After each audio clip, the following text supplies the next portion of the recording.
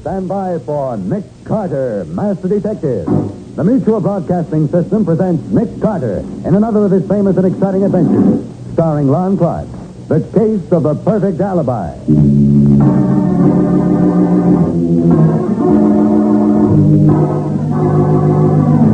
Patsy, what's the idea of phoning me here? What's up? Well, Nick, you've got to come to the hotel right away, room 411, and bring that box with you. Oh, why, Patsy? What's the matter? I can't tell you, but don't say anything to Chief Brody. If you do, Patsy, something's wrong. What is it? No, nothing's wrong. Only... Don't tell me! They're going to... Patsy! Patsy!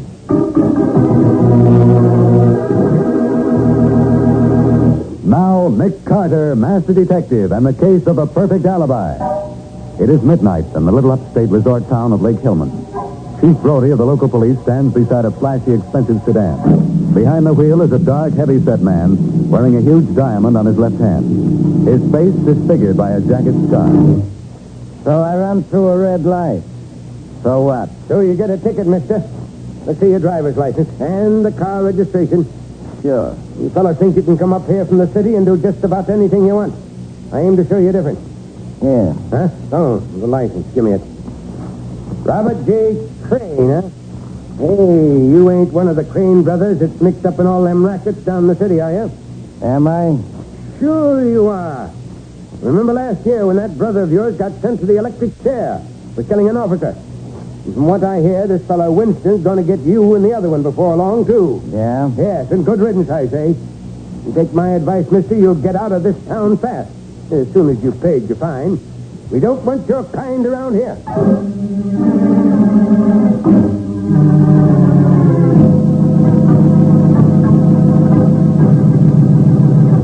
Nice and cozy, ain't it, Mr. Winston?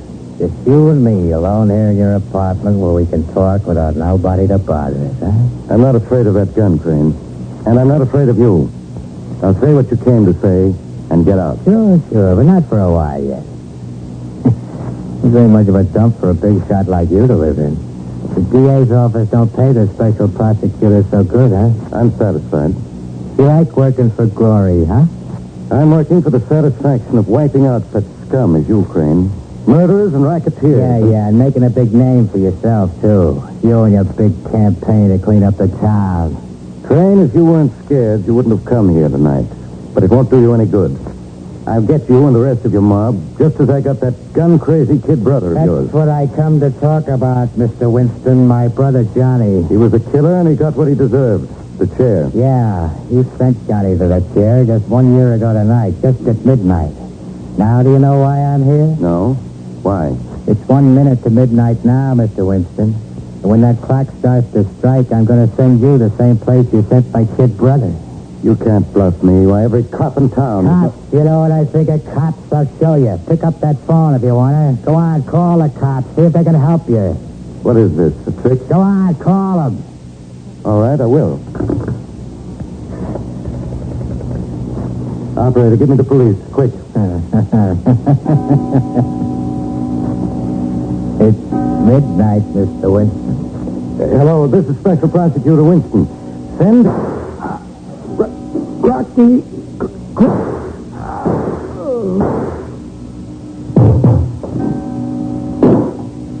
So long, Mr. Winston. Say hello to Johnny for me.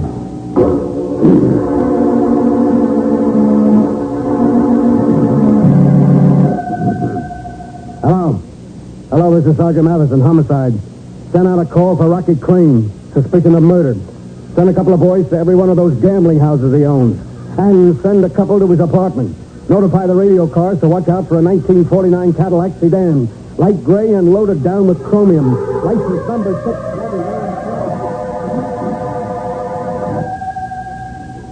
6. Yeah? Oh, yeah, Dolan. He's spending the weekend where? Lake Hillman, huh? Okay. I'll get in touch with the Lake Hillman police and have them bring him in.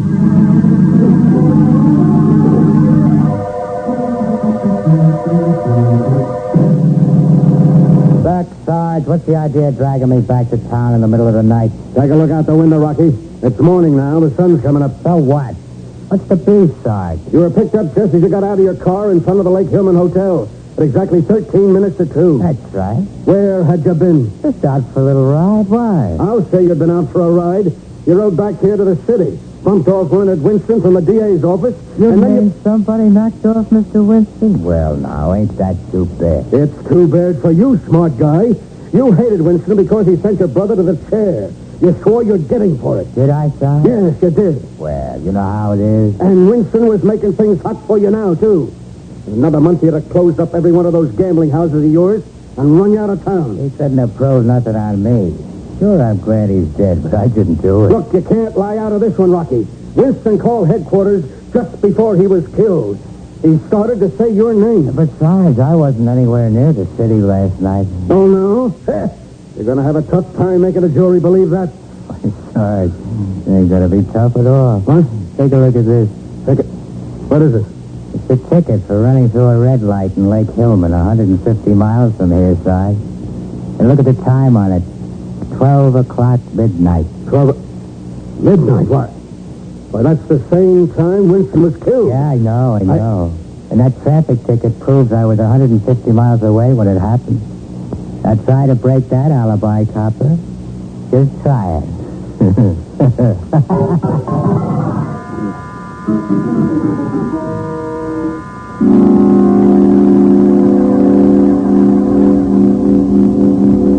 Oh, I had to turn him loose, Nick. There wasn't anything else I could do. I suppose you checked with the Lake Hillman officer who gave him the ticket, Matty. Why, of course I did. It was the chief of police himself. The chief of police was directing traffic. Yeah, Patsy, you know how it is in those small towns. They only got 3 men on the force, and on Saturday night, all of them have to turn out to take care of the traffic. You're sure he isn't mistaken about who was in Rocky's car? Nick, he swears it was Rocky. He described him to me. Then I showed him pictures of Rocky, and he swears it's the same guy. Well, just what you want me to do. Nick, look, I got to crack this case, and I got to have help. I'll bet anything Rocky Crane bumped off Winston, no matter what kind of an alibi he's got. Well, I suppose the biggest clue you've got is the fact that Winston tried to speak his name when he called headquarters. But, Patsy, we don't know that he was going to accuse Rocky of shooting him. Well, maybe not, Nick, but here is the clincher. Rocky knew that Winston was bumped off at midnight. Now, how did he know it unless he did the job himself? I sure didn't tell him. But, Matty, that's not proof that you can take before a jury. No, I know, Nick, I know, but somehow, some way, we've got to get that proof. Sergeant, do you think Chief Brody could be lying? I don't know, Patsy. I'd hate to think it, Well, but... then let's not think it until we've exhausted every other possibility. How about Rocky's brother, Red? Didn't you say he was at Lake Hillman, too? Yeah, Nick, but what... Well, Nick, Red's just as bad as Rocky, and he'd have had the same motive Rocky did for killing Winston. I'll bet You he... forget, Patsy. It was Rocky's name Winston tried to say on the phone. Yeah, and besides that, Red's got a better alibi than Rocky has. He is seen in the Lake Hillman Hotel about 11 o'clock and again at 12:30. Positive identification. Then maybe Red was driving Rocky's car when Chief Brody gave him the ticket. Look, Patsy, Rocky was driving his own car when Brody picked him up just before 2 o'clock. Okay, I give up. It's just the same, Matty. A man can't be two places at the same time. Either you're wrong about Rocky's... But I'm not wrong, Nick. I'll stake my life on it. All right, then. Something's wrong at the other end. Suppose Patsy and I drive up to Lake Hillman and try to find out what it is. Even if we learn nothing, I'll enjoy a drive out in the country with an attractive girl. And Patsy, you're particularly attractive today in that new lavender dress.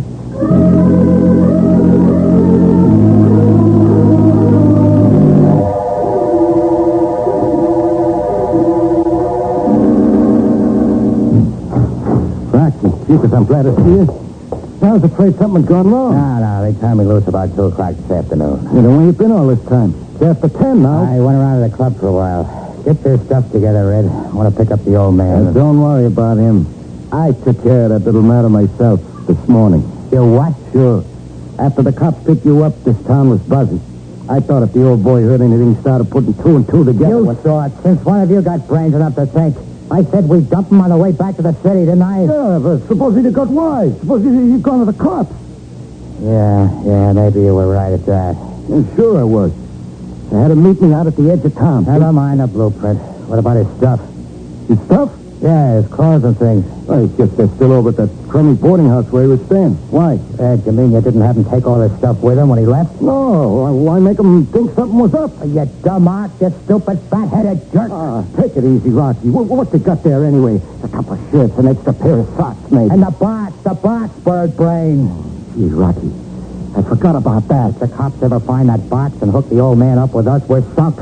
I might have known you'd louse things up for me. I can get it back, Rocky. I can go over there right now. Get moving. And listen, Red. Yeah. Get everything else that belonged to him, everything. Let him think he skipped his room right and beat it. But don't let nobody see it. They ain't gonna see me. If they do... If they do, just make sure they don't talk about it. Make sure they don't never talk about that or anything else.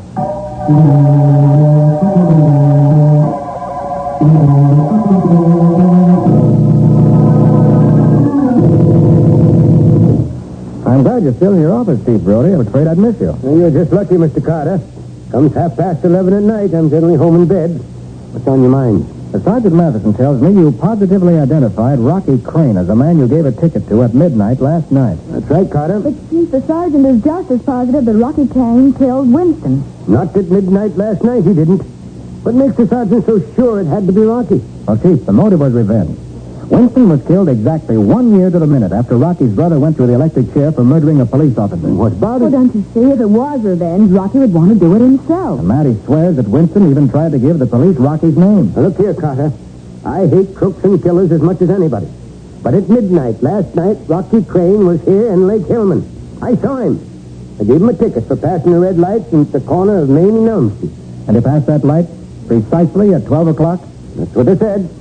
I can't help feeling that somehow he's using you for an alibi. Well, if he is, I've got to give him that alibi. I've got no choice. Come in. Oh, Mr. Brody, I didn't know you were busy, but I was passing the courthouse and I saw the light in your Oh, office. for Pete's sake, Emily Dawson. What are you doing out at this time of night? And all dressed up like it was Halloween. Oh, I'm just coming home from the junior class play. We saved Romeo and Juliet. I was the old nurse. You should have seen me. Alas, alas, my lady's dead. Oh, well, a day. Oh, yes. I remember now. I meant to get to the play myself, but I've been so busy. Miss Bowen, Mr. Carter, this is Emily Dawson. Oh, how do you do? Emily. What's on your mind, Emily? Well, I'm worried about Mr. Worthington. Who's Mr. Worthington? Well, he's one of our boarders. The only one we've got this weekend, and I haven't seen him since right after breakfast. Well, after all, Emily, it's not quite 11:30 yet. Maybe he went to a movie or even to your play. Oh, he didn't. He promised faithfully he'd come to the play, but he wasn't there, and he never goes to the movies. He told me so. Well, I still wouldn't worry, Emily. Just because a grown man isn't home by 11:30. Oh, something's happened to him. I know it. I'll bet he's been hit by a car and he's lying in a ditch somewhere. His poor, sightless eyes staring up at the cold blue Oh, sky. Emily, stop acting. The show's over. Well, I don't care. He hasn't been home all day, not even for dinner. Well, there's still no And reason he to... promised faithfully to come to the play tonight. Now, look, Emily, Mr. Carter and me have got important things to talk about. Now, you run along home, forget about it. If this Mr. Worthington hasn't shown up by I morning... won't forget about it. And if you won't do anything, I will. Well, what can you do? I'm going to telephone the Crystal Club in the city and ask them to notify his folks. Crystal Club? Yes, it's a kind of a residential hotel where he lives, Mr. Carter. He told me that The Crystal Club isn't a residential hotel. It's a gambling house. Oh, no. Not only a gambling house, it's one of a chain that belongs to the Crane brothers. The Crane brothers. Hey, Carter, is this Worthington fellow's connected some way with them Cranes? Yeah. I'd like to know why he's up here in Lake Hillman at this particular time. If you think Mr. Worthington is a gambler, you're wrong. He's an actor. An actor? Well, he used to be. After we got to be friends, he showed me a scrapbook. Well, I used to play just about every kind of a part there is, I guess. Now, wait a minute. Miss Dawson, are you sure that Mr. Worthington didn't just pack up and skip out this morning? Of course, I'm sure. Well, I looked in his room after supper, and all his things were still there. Well, maybe he's come back home while you've been down here. Well, when Mama's there, you could phone her and ask. We'll do better than that, Miss Dawson. We'll go and see for ourselves.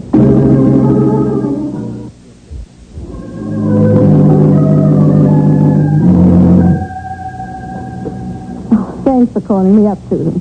I'll tell Emily how much you enjoyed the play. No, I'm all alone in the house now, but I expect her any minute. She was worried about our new boarder. Huh? Oh, nothing important. You know how excitable Emily is. Yeah, I'll tell you about it tomorrow. Bye, Susan. I wonder if I should have waited and come home with Emily. She may have run. What's that? Oh, that must be Mr. Worthington. Is that you, Mr. Worthington? Mr. Worthington? Funny. I better go see if he's all right. I'm sure that noise came from his room. Are you in your room, Mr. Worthington? Mr. Worthington, you're not sick, are you? Mr. Worthington...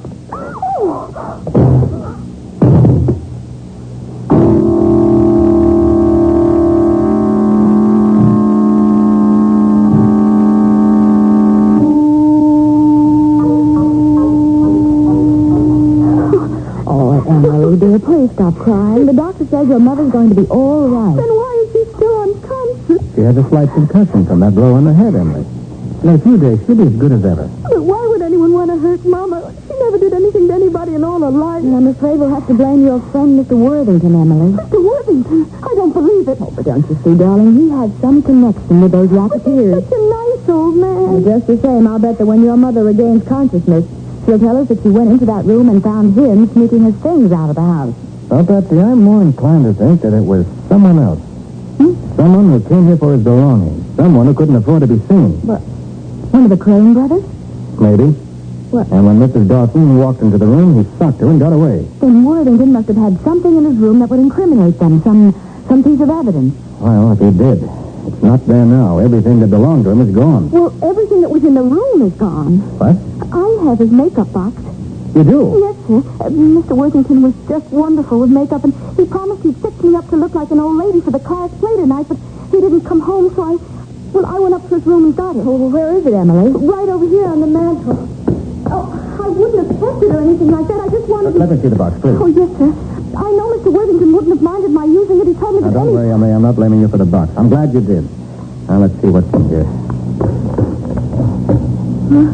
Looks just like every other makeup box, doesn't it? A lot of old dirty sticks of grease paint. Yes, but everything isn't old, Patsy. Here's a brand new bottle of collodion and a new bottle of spirit gum. Oh, the spirit gum is what they use for sticking on false beards. False mustaches, too. And collodion makes an excellent artificial scar. An artificial scar? Then maybe it wasn't Rocky that Chief Brody gave the traffic ticket to after all. Maybe it was Mr. Worthington, made up to look like him. It could be. With only a dim light from the dashboard on his face, it wouldn't be hard to get away with a disguise. No. Emily, tell me. Is Mr. Worthington a heavy-set man with a deep voice? Oh, no, Mr. Carter. He's little and skinny. He's got a high, sort of cracked-sounding voice. A man like that could never impersonate Rocky Crane, not with all the makeup in the world. No, but I know who could. You do? Patsy, get us a couple of rooms at the hotel. We won't be going back to the city tonight. All right, Nick, but what are we staying here for? I'm going back to see Chief Brody. I've got a nice new idea I want to test out.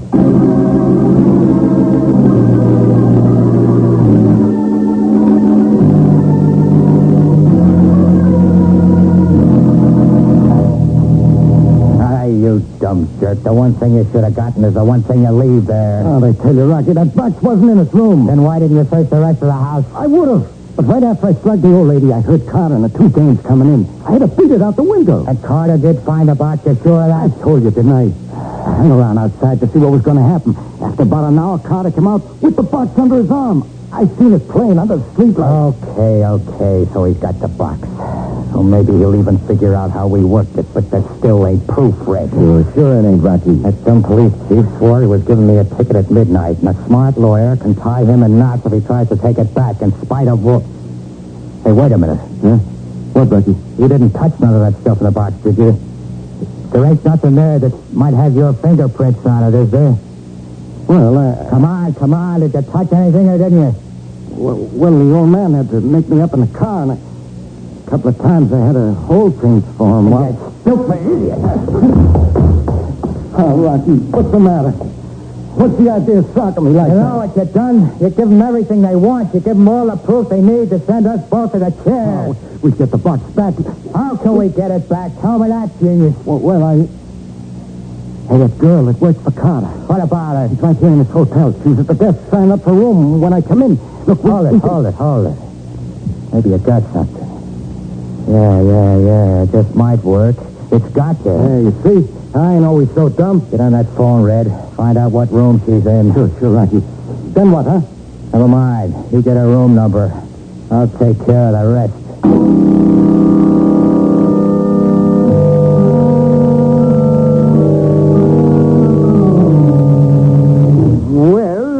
Well, yes, Carter, it was kind of dark inside that car when I gave Rocky that ticket. Then it could have been Red Crane made up to look like Rocky, couldn't it? The difference in height wouldn't show with him sitting behind the wheel, and they both have the same type of face, big and beefy. Yes, I guess it could have been if he had some kind of black dye on that red hair. Not dye. Mascara. Something that he could wash out quickly. And there's a big cake of mascara in this makeup box, and it's almost used up. Yeah. And with paint on his face to give him a dark complexion like Rocky's, and a false mustache, and that scar painted on with whatever it is. Collodion. Professional actors use it all the time. All right. right, so maybe it could have been Red instead of Rocky. But you don't have any proof that it was.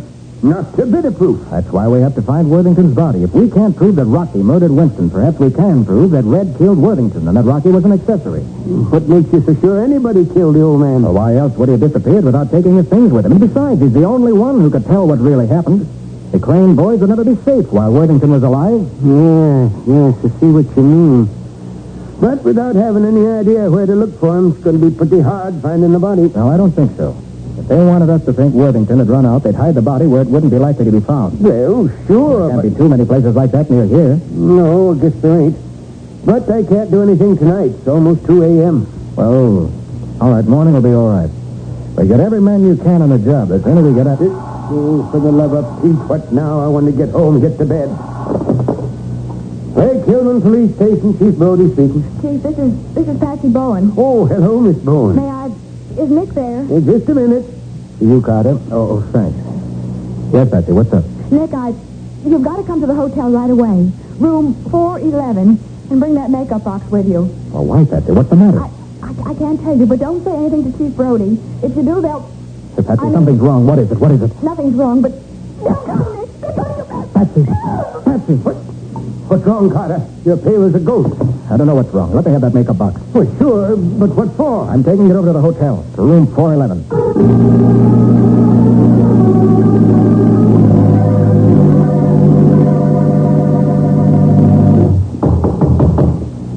Come in, Carter. What's the score, Rocky? Where's Patsy? Sit down, Carter. Put your gun away. I've got one, too, you'll notice. What have you done with her? Nothing yet. And she ain't here in the hotel, so don't get any ideas. Where is she? I told you to sit down in that chair right across the table from me. You heard her out. I haven't. She's with Red. If you do what I tell you to, I'll get him on the phone, and he'll have her back here in 5 minutes. Now, sit down. Okay. But I'm keeping my gun pointed right at your belt. For what? You won't use it. Because if something happens to me, I can't make that phone call. It'll be too bad for the little lady. What do you want? I want that makeup box under your arm. If I let you have it, you let Patsy go? Right away? Yeah, sure. I'll hand over that box and put away that gun. And leave you sitting there with a gun pointed at me? Oh, no. The way things are now, we're even. I've got you covered and you got me covered. But I got an ace in the hole, don't forget. Your girlfriend. If I don't make that phone call in the next 15 minutes, Red will... You're going to make that call, Rocky. I'm betting my life and Patsy's life that you're afraid to shoot it out. You'll lose that bet, wise guy. I just as soon die this way as in the chair, and if I do, you go with me. Not if I shoot first. Even if you shoot first, look at the way I'm holding this rod, propped against the table lamp, pointed straight at you. I've already pulled the trigger, Carter. The only thing that's keeping the hammer from falling is my thumb. So what? So if you shoot me, my thumb lets go of the hammer and you get a bullet. Not only that, the girl will too. Red's got his orders. Doesn't look as though I have much choice, does it? No, Carter. I'm holding all the aces. But I'm holding the joker, Rocky. Keep away from that gun, Rocky. All right, I aimed at the gun itself. Your hand's only numb from the shot. What? One bet you overlooked.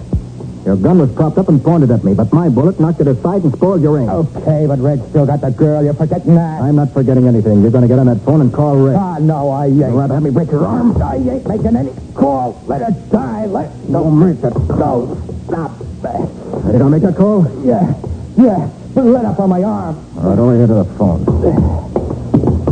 You better make it sound convincing. Oh, my God. Just a reminder. Now, go ahead.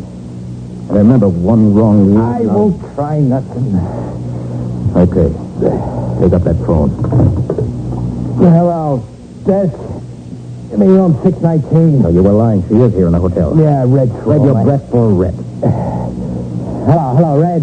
It's Rocky. Yeah, everything's fine. I got it. You can let her go now. Don't argue with me. Do what I tell you. Tell him to come here. Alone. Red, get yourself over to my room fast. But let the dame go first. Yeah, right. But make it fast. Now let go of my arm. Sure, Rocky. I'm through with you for now. No. Now we have to get a reception arranged for your brother. Once he arrives.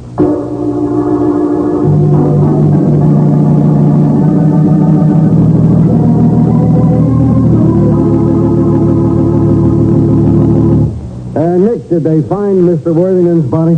Oh, yes, Matty. It was in the old stone quarry under 20 feet of water, weighted down with scrap iron. Yeah, but have you really got any proof that Red killed him? Plenty. Ballistics can prove that he was shot with Red's revolver. Oh, and I suppose Rocky will be convicted, too, as an accessory. So it doesn't matter whether or not you ever prove that he murdered Winston. Probably. But I think we can prove it. Yeah, Nick? How? Red's fingerprints were on 2 of the sticks of grease paint in Worthington's makeup box. Those fingerprints are evidence that Worthington did a makeup job on Red. Uh-huh. Well, after that, it won't be hard to convince a jury that Rocky's alibi isn't worth a I nickel. wonder how they ever thought up such an idea. Well, Worthington was out of work, was broke. Yeah. We took a job as porter at the Crystal Club. Red found out he was an actor, and that started him thinking that Worthington's skill with makeup could be used to furnish Rocky with a perfect alibi. And the old man didn't even know he was mixed up in a murder plot? No, he was completely innocent. They told him they were going to play a practical joke on some friends of theirs. Well, just how did they work it, Nick? Well, the scheme worked like this, Matty. Rocky took Red's car, drove to the city, and killed Winston. In the meantime, Red picked up Rocky's car, met Worthington, got made up to look like Rocky, then intentionally ran through that red light and got a ticket. Well, one thing I can't understand is why Rocky allowed Winston to call the police just before he shot him. Well, that was part of his alibi. Rocky wanted the police to know the exact time Winston was murdered, because that was the exact time Red, disguised as Rocky, was getting the traffic ticket. Yeah, but he even let Winston call out his name. Well, that was something Rocky didn't figure on. As soon as Winston identified himself, Rocky shot him. But Winston still had enough strength left to try to identify his killer. He was a brave man. Wish I could be like that.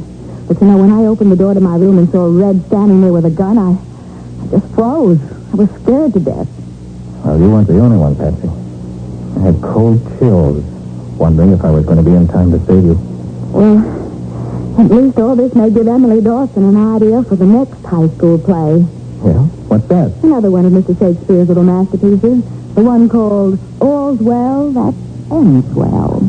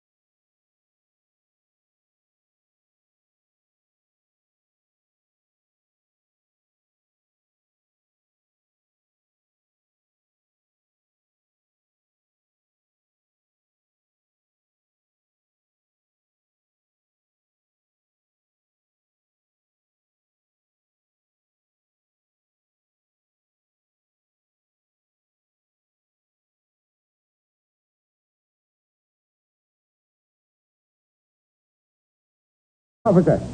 And from what I hear, this fellow Winston's going to get you and the other one before long, too. Yeah? Yes, and good riddance, I say. You take my advice, mister, you'll get out of this town fast. As soon as you've paid your fine. We don't want your kind around here.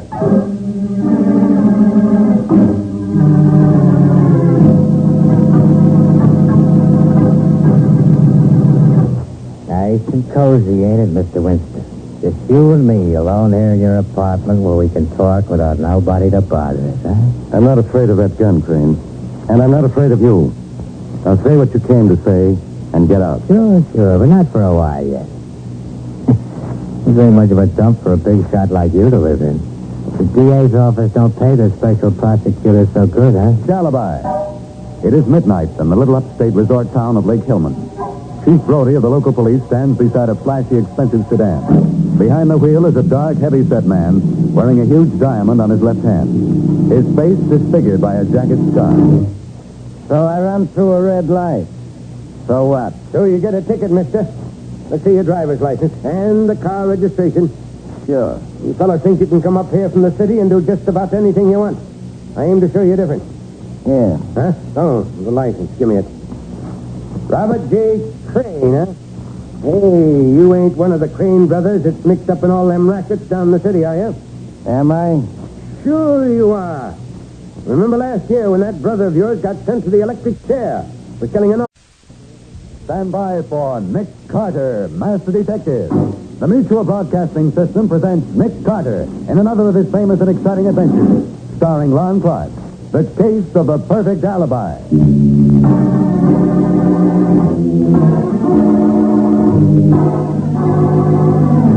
Patsy, what's the idea of phoning me here? What's up? Well, Nick, you've got to come to the hotel right away, room 411, and bring that box with you. Oh, why, Patsy? What's the matter? I can't tell you, but don't say anything to Chief Brody. If you do, Patsy, something's wrong. What is it? No, nothing's wrong. Only... Don't tell me. They're going to... Patsy! Patsy!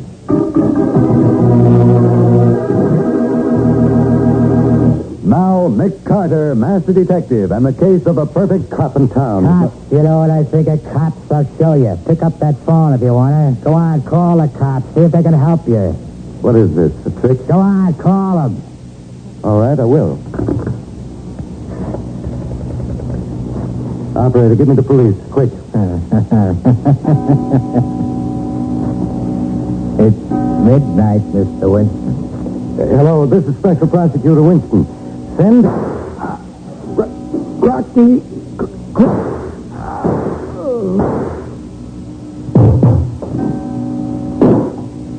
So long, Mr. Winston. Say hello to Johnny for me.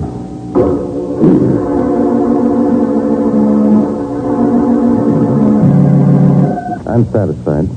You like working for glory, huh? I'm working for the satisfaction of wiping out such scum as you, Crane. Murderers and racketeers. Yeah, and making a big name for yourself, too. You and your big campaign to clean up the town.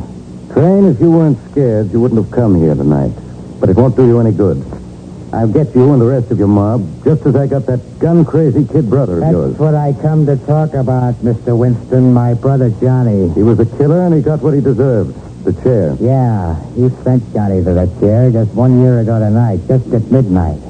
Now do you know why I'm here? No? Why? It's 1 minute to midnight now, Mr. Winston. And when that clock starts to strike, I'm going to send you the same place you sent my kid brother.